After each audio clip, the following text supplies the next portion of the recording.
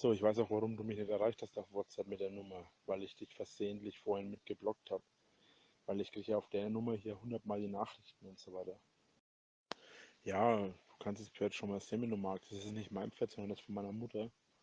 Aber das kannst du schon mal machen, wenn du mal da bist, also mich mal besuchen kommst. Gerne. Also, unentschlossen in dem Sinne bin ich nicht. Ich mag dich schon sehr und alles. Das habe ich dir ja auch schon gesagt. Das habe ich dir ja auch am Sonntag schon gesagt, dass ich eigentlich schon mehr Interesse auch an dir hätte und alles oder habe. Aber es ist halt echt so für mich das Problem mit den Hatern und alles. Ich meine, das hast du ja selbst schon alles auch mitbekommen. Ich meine, Erdbärchen und so weiter hast du ja selbst neulich gesagt. Ich bin da halt extrem vorsichtig und alles und habe jetzt, ich meine, ich gebe da eigentlich einen Scheiß drauf mit den Hatern und so weiter.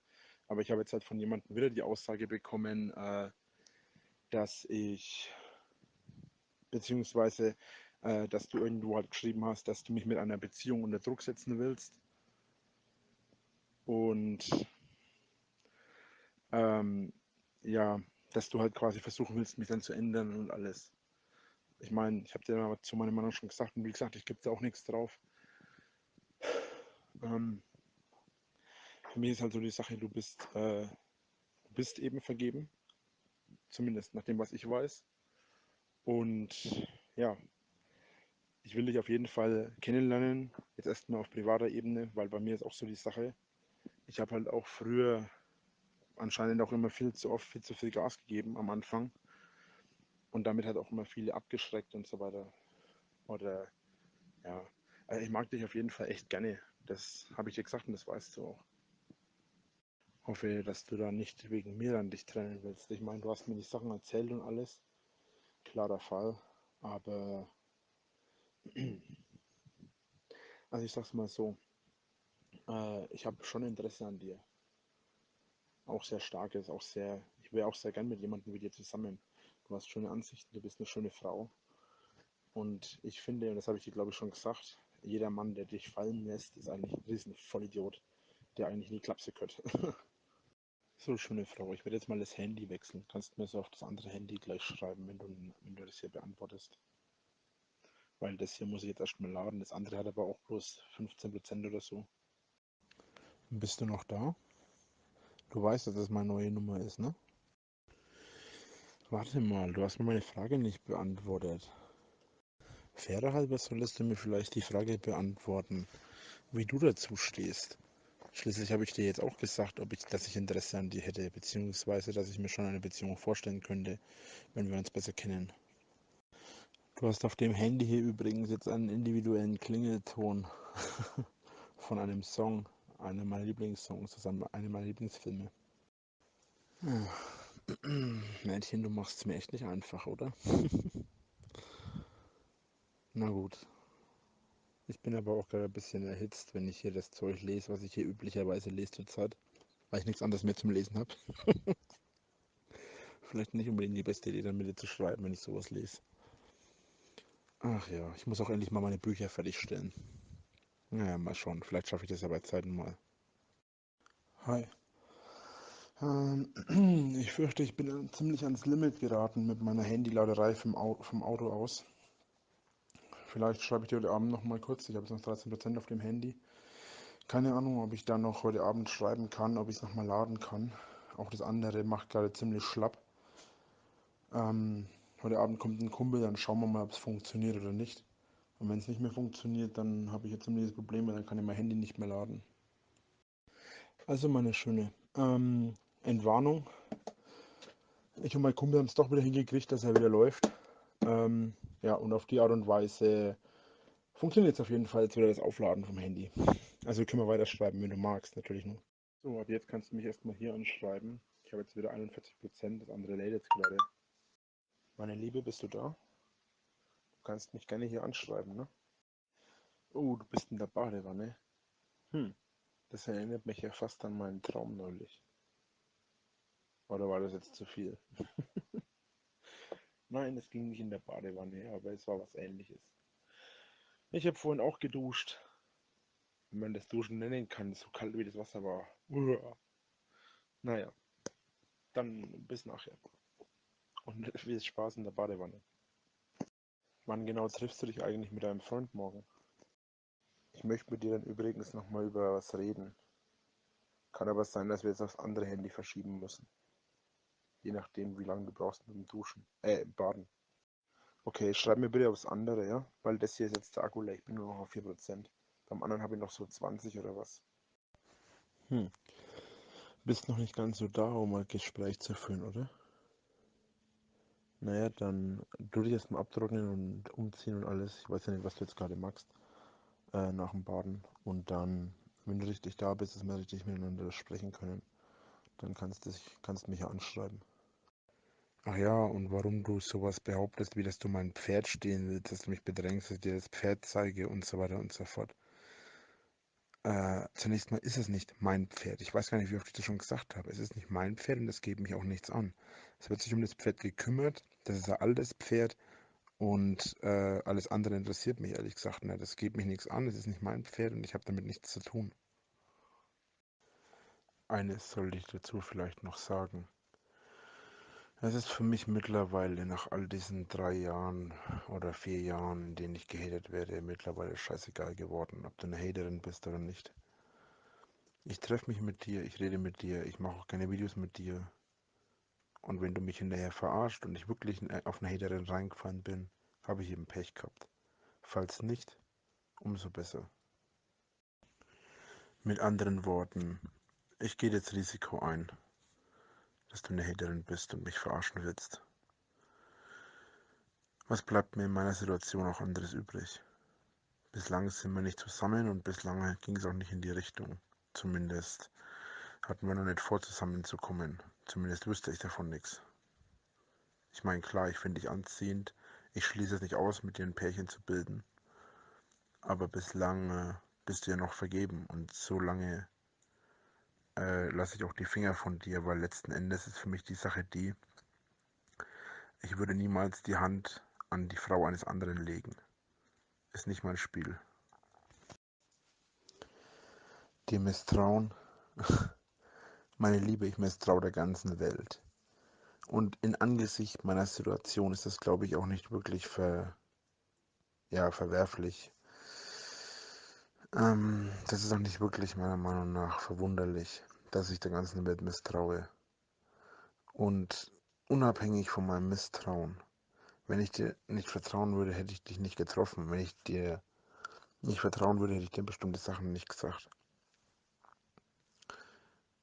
Ich könnte dir noch einen anderen Beweis meines Vertrauens schicken, aber wenn ich das jetzt mache, ähm, dann denke ich persönlich erst einmal, dass du das falsch verstehst. Die Frage ist jetzt eigentlich die, wann triffst du dich morgen mit deinem Freund? Beziehungsweise möchtest du dann, dass wir uns danach treffen? Je nachdem, wie das ausgeht, hast du vermutlich auch andere Interessen. Was genau stellst du dir denn vor? Möchtest du mit mir ein Paar bilden oder eher weniger? Oder hast du... Das Problem für mich ist einfach, und da, da bildet niemand eine Ausnahme für mich, einfach wegen meiner längeren Jahre Erfahrung. Ja, die Sache ist ja die, so wie ich das verstanden habe, bist du noch nicht bereit, deinen Freund aufzugeben. Und du meintest ja, du weißt noch nicht, wie es ausgeht, möchtest also deinen Freund auch noch treffen. Also gut, du möchtest, dass ich dir die Geschichte erzähle, was ich geträumt habe. Mein Traum bestand daraus, dass ich bei dir war und das in dem Zusammenhang auch mit dem Spendenstream bzw. mehrere Stunden Stream. Ähm, und da war einfach auch die Sache, dass, ja, ich weiß nicht genau mehr, wie es gekommen ist. Auf jeden Fall meintest du, ob ich duschen möchte, da ich ja kein warmes Wasser zu Hause habe und so weiter und so fort. Und ich meinte, ja, wenn das dir nichts ausmacht, wenn das nicht zu komisch ist, zu blöd ist gerade, dann würde ich eventuell wirklich schnell gerne duschen, wenn es geht. Auch weil es ein ziemlich heißer Tag ist. Oder ist besser gesagt Abend. Das war nämlich schon ein Abend. Das war, glaube ich, irgendwie nach dem Stream. Und ich wollte mich dann danach auch auf dem Heimweg machen. Jedenfalls ist bei mir so die Sache, dass ich nicht die Tür absperre, weil ich zu Hause eben einfach, ja, ich habe einfach kein Schloss an meinem Badezimmer. Und ja, ich bin dann im Prinzip rausgegangen, habe mich da ausgezogen und habe mich in die Dusche gestellt. Der Raum ist dann schon ein bisschen eingedampft gewesen. Und im Prinzip ist dann die Tür aufgegangen und du bist quasi zu mir in die Dusche geklettert. Ja, soweit der Traum. Und ich hoffe, du betrachtest das jetzt als Vertrauen. Außerdem ging der Traum noch ein bisschen weiter. Zum Thema Vertrauen sollte ich vielleicht außerdem noch eine Sache sagen. Ich vertraue jedem. Eine meiner größten Schwächen. Folglich, bis ich keine gegenwärtige oder keine gegensätzliche Sache selbst mit eigenen Augen sehe, höre oder mitbekomme. Folglich, du sagst, wir treffen uns, du versetzt mich. Äh, Hinterher kommen irgendwelche Posts, die wir untereinander geschrieben haben, geteilt haben, zurück. Als nächstes kommt irgendein anderes Zeug, also irgendwas, was ich auch wirklich richtig mitkriege und sehe. Erst dann vertraue ich dir nicht mehr. Leider habe ich das Problem, dass ich bis zu diesem Zeitpunkt jedem vertraue. Wie gesagt, meine größte Schwäche. So, letzte Nachricht für heute. Ähm, Ich persönlich vermute, dass ich erst morgen wieder was von dir höre, wenn überhaupt. Ähm, Punkt eins: Ja, das oben und unten ist ein Widerspruch in sich. Ähm, Ist auch nicht einfach zu erklären, wie genau ich das meine. Ja, ich vertraue niemandem und gleichzeitig vertraue ich irgendwie allen. Das ist eine sehr schwierige und knifflige Lebensphilosophie. Ich lasse meistens die Taten für mich sprechen, beziehungsweise die Taten anderer lasse ich für mich sprechen. Ähm, und dementsprechend handle ich auch. Das ist ein bisschen knifflig, das Ganze. Ich wüsste auch gar nicht, wie ich das einfach erklären soll. Ähm, und eine Sache noch, kleinen Moment. Jetzt ist die letzte Nachricht für heute. Ich musste gerade niesen. Ähm, ja, also, du wolltest neulich wissen, weil ich sagte, es gibt 3 Sachen, die für mein bedingungsloses Vertrauen bei einer Frau gelten. Eigentlich ist es auch gar nicht so verwunderlich. Und diese 3 Sachen sind letztlich eigentlich auch, sagen wir, sie sind eigentlich auch schon bekannt. Punkt Nummer 1 ist verhältnismäßig einfach. Ein Kuss. Punkt Nummer 2 ist vielleicht ein bisschen kniffliger. Das ist zusammen in die Sauna gehen, sich quasi zu zeigen und alles. Also auch nackt. Und das Nummer 3 ist eigentlich quasi der Punkt, der wirklich nur auf meine Freundin bezogen ist, beziehungsweise auf die Frau, mit der ich zusammen sein will. Und das ist, wie du dir vielleicht denken kannst, Sex. Ja, das sind die 3 Punkte im Prinzip. Ja, wie du halt möchtest. Also, versteh mich nicht falsch. Ich möchte die 3 Punkte mit dir nicht abarbeiten. Das ist völliger Quatsch. Okay, Klartext. Klar, doch, möchte ich schon. Aber das eine hat mit dem anderen nichts zu tun. Bislang hast du nichts gemacht, zumindest nichts, was ich auch richtig aus erster Hand mitbekommen habe, weswegen ich dem misstrauen würde.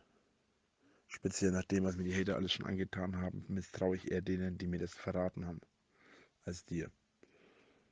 Ja, aber ich glaube, du bist jetzt beleidigt, weil du das nicht richtig verstanden hast, wie ich das gemeint habe. Ich habe lediglich die Aussage getroffen, ob du das wirklich gesagt hast, beziehungsweise es war so gemeint. Hast du das wirklich gesagt und wenn ja, warum? Wie gesagt, letzten Endes sehen wir das jetzt dann. Und wegen morgen, wenn du dich treffen willst, sag Bescheid. Dann treffe ich mich vielleicht mit dir in Nürnberg. Falls du lieber noch einen Tag warten willst, dann wir das erst am Samstag machen. Weil du wolltest es ja am Wochenende machen. Also uns treffen. Ach, diese blöden Zweideutigkeiten in dieser Welt. Ähm, Jedenfalls, dann treffen wir uns eben erst Samstag. Da muss ich halt noch einen Tag warten. Ich will auf jeden Fall morgen mal schauen, ob ich mir vielleicht Bleach hole. Also nochmal Mangas. Mir fällt gerade ein, dass ich am Samstag gar nicht nach Nürnberg gehen kann. Zumindest nicht so direkt. Ich habe nämlich einen Tweet gesetzt und in diesem Tweet ging es darum, dass ich ich glaube von 12 bis, war es 14 Uhr, müsste ich zu Hause sein, weil ich zu dem Zeitpunkt Booster verkaufen wollte. Ähm, ja, und dann abends zu dir zu fahren, ich weiß nicht. Das Problem ist, dass abends, wenn ich zu dir fahren würde, erst um 1:10 Uhr, glaube ich. Ich glaube um 1:10 Uhr und der nächste fährt erst wieder um 4 Uhr oder 5 Uhr morgens, der Zug nach Hause. Das heißt, entweder ich wäre nur eine Stunde oder was in Nürnberg und es würde sich fast nicht lohnen, weil es kostet auch jedes Mal 6,80. Oder ich müsste bei dir übernachten, beziehungsweise würde sehr lange bei dir bleiben, wenn du mich nicht vor die Tür setzt vorher. Beides keine besonders interessanten Aussichten für dich, vermute ich.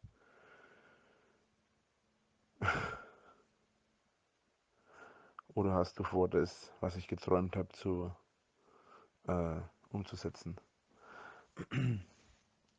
Das mit meinem Traum übrigens ist nur ein Traum, beziehungsweise für mich nicht wirklich verwunderlich. Ich habe mich schon am ersten Tag ziemlich zu dir hingezogen gefühlt, als ich dich getroffen habe. Aber das habe ich dir ja schon erzählt. So, da ich vermute, dass du mir keine Nachricht mehr schreibst, wünsche ich dir jetzt eine gute Nacht. Ach, übrigens, ich schicke dir mal den Song,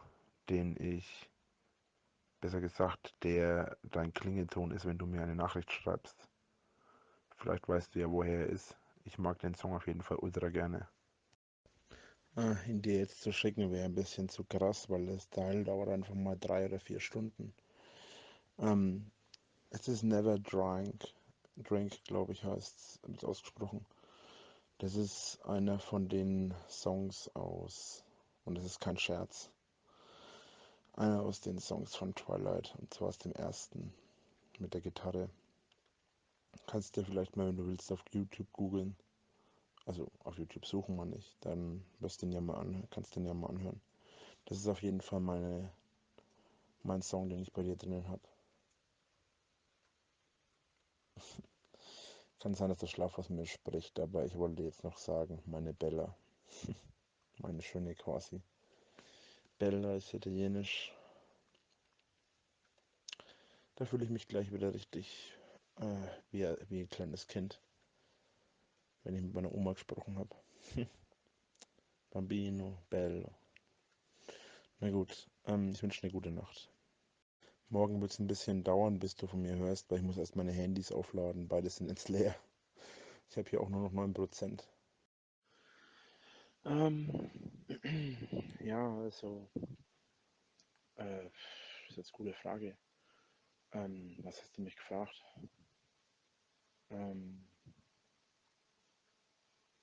Jetzt muss ich überlegen, was du mich gefragt hast, weil das Handy ist jetzt am Laden. Achso, eine Frage kann ich dir beantworten. Das Handy lädt im Auto. Also, mit Hilfe von meinem Auto lade ich mein Handy. Ja.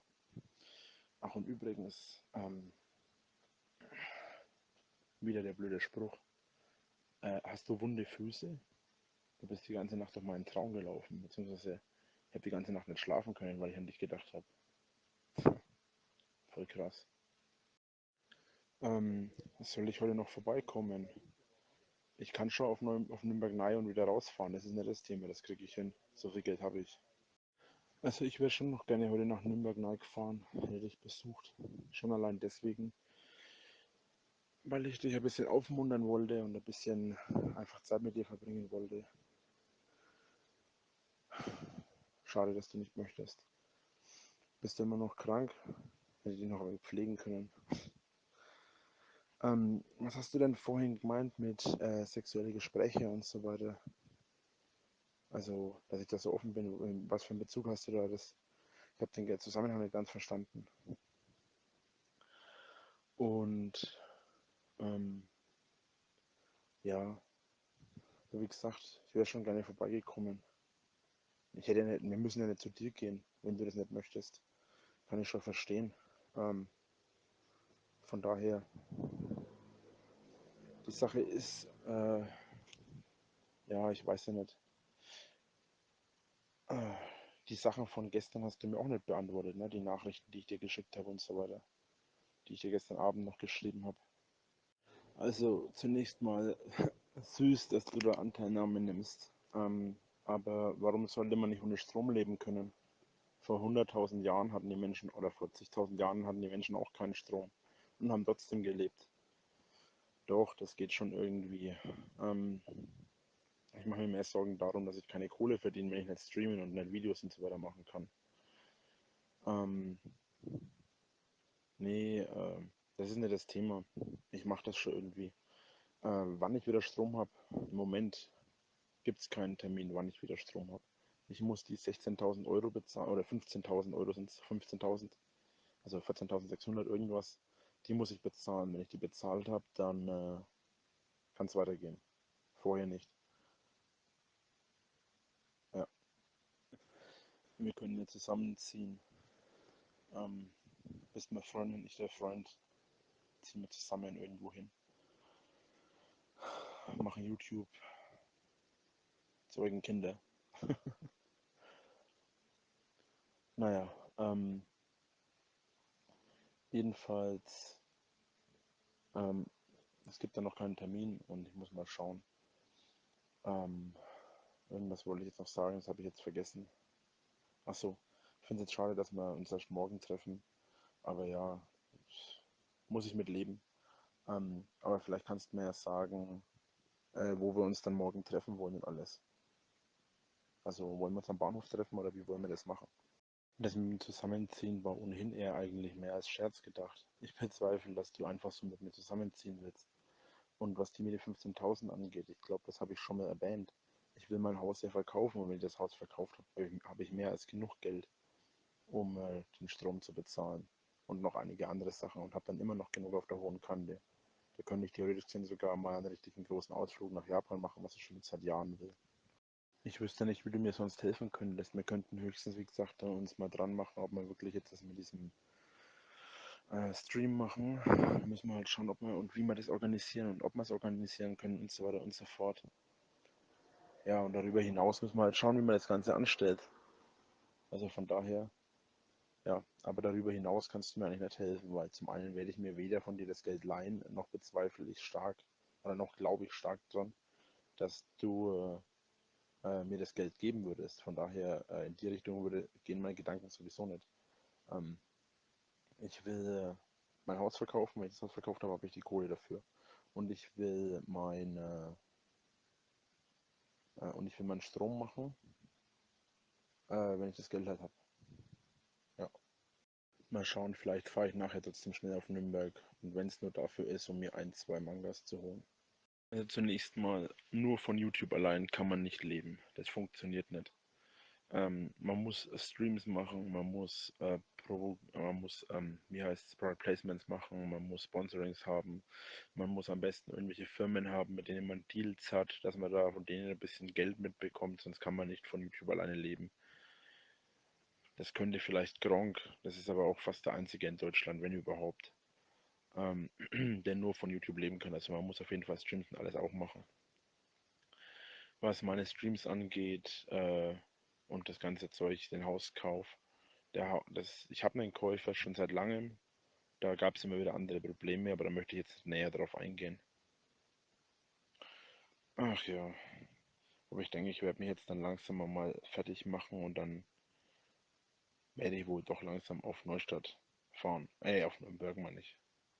Was die Sache mit Vorstrafe oder Ding angeht, es läuft momentan eine, es läuft momentan etwas, von dem ich aber selbst keine Ahnung habe, was da momentan läuft. So oder so eingesperrt werde ich deswegen definitiv nicht. Auch egal, was die Hater da wieder behaupten, die lügen sowieso den ganzen Tag. Ähm, Allenfalls wird es eine Geldstrafe. Schlimmstenfalls kann es mir passieren, dass ich eine Zeit lang meinen Schein abgeben muss. Aber alles darüber hinaus ist völliger Bullshit. Und ja, von daher, und ich persönlich glaube nicht, dass da überhaupt irgendwas passiert. Ja, so viel dazu. Und außerdem hätte ich dich heute getroffen, hätte ich dich heute noch was gefragt, aber ja, das wollte ich persönlich machen. Gut, das hat sich dann erstmal erledigt.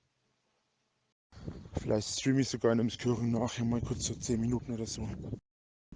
Also meine Liebe, hier bin ich jetzt mit dem Handy unterwegs. Ähm, Ich wollte dich heute hauptsächlich deswegen treffen. Ich will dich aber nicht bedrängen oder wollte dich nicht bedrängen. Aber du bist mir gestern, also die ganze Nacht heute, bist du mir im Kopf rumgespukt und kurzum, ich bin total verknallt in dich.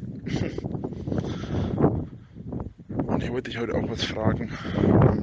Ja, aber das hat jetzt erstmal Zeit. Klär das erstmal mit deinem momentanen Freund ab, was jetzt mit euch ist. Und dann bitte entschuldige, es ist jetzt extrem windig gerade. Ich hoffe, man versteht es halbwegs. Ich gehe jetzt bloß auf den Skirchen mir Sandwiches holen. Und danach bin ich halt auf meinem Weg. Aber du kannst mir jederzeit schreiben.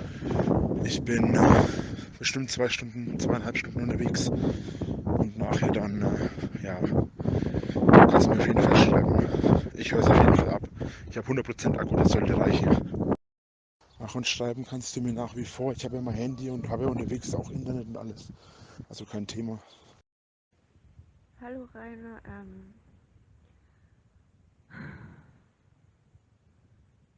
also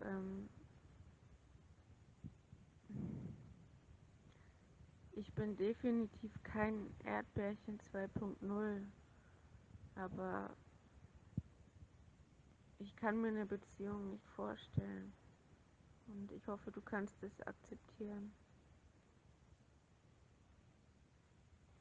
und ich hoffe, ich habe dich nicht verletzt. Ja.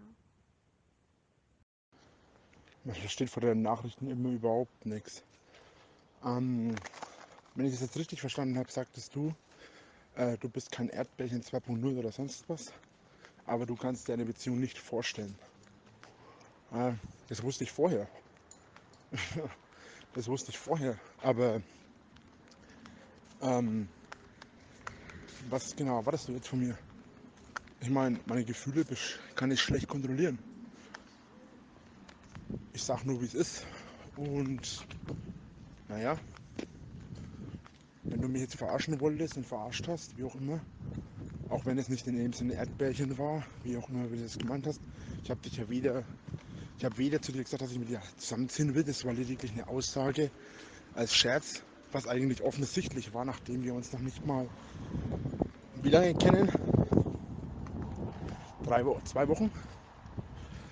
Und ironischerweise laufe ich hier gerade an dem Punkt vorbei, als wo wir deinen Bruder, ich schätze mal eher deinen Freund und den anderen aufgelesen haben. Wie auch immer. Ähm, Was genau erwartest du jetzt von mir? Dass ich rumheule oder sowas? Ich nehme an, es war einfach mal wieder schlicht und einfach komplette Verarsche, oder? Naja, dann muss ich halt schauen, wie ich damit zurechtkomme. Ist ja nichts Neues für mich. Ciao. Seht ihr, jetzt seid ihr Hater auf höchstem Niveau, denn ihr habt auch ein Nacktbild vom Drachenlord. Herzlichen Glückwunsch, ihr Loser. Mich persönlich würde interessieren, was dieser Schwachsinn soll. Ihr labert und labert und labert. Es ist immer der gleiche Quatsch, immer der gleiche Blödsinn. Und man muss bloß die richtigen Worte bringen, damit ihr irgendeine Scheiße abzieht und irgendeinen Blödsinn macht. Und vor allem, dass ihr euch immer auffliegen lasst. Wisst ihr, es ist traurig, dass ihr es einfach nicht lernt. Ihr begreift nicht, dass ich euch über bin, dass ich euch weit über bin. Und noch eine Sache. Die Kleine würde ich nicht mal ficken, wenn sie mich dafür bezahlen würde. Ach, und eine Sache noch. Von belästigen. Ich glaube, du hast keine Ahnung, was belästigen ist. Naja, wie auch immer. Nach dieser Nachricht seid ihr ohnehin für mich ein für allemal Geschichte.